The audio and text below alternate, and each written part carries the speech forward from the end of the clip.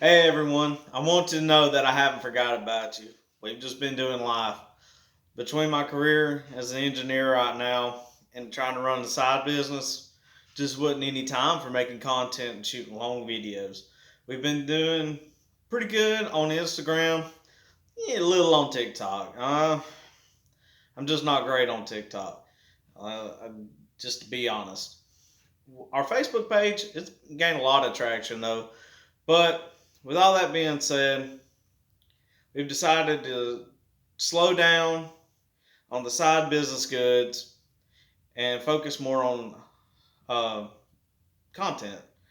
I just feel like it's just a better use of time in the long run.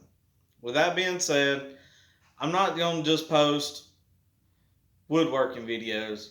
I'll post projects around the house, uh, with our hobbies, with all the drag racing, possibly the kids' sports. Don't know how much we're going to dive into that. So we'll see about that part. Recently, we've been getting into RC cars. So the RC drag racing really perked my interest. We really like the RC off road. We plan on building a little track.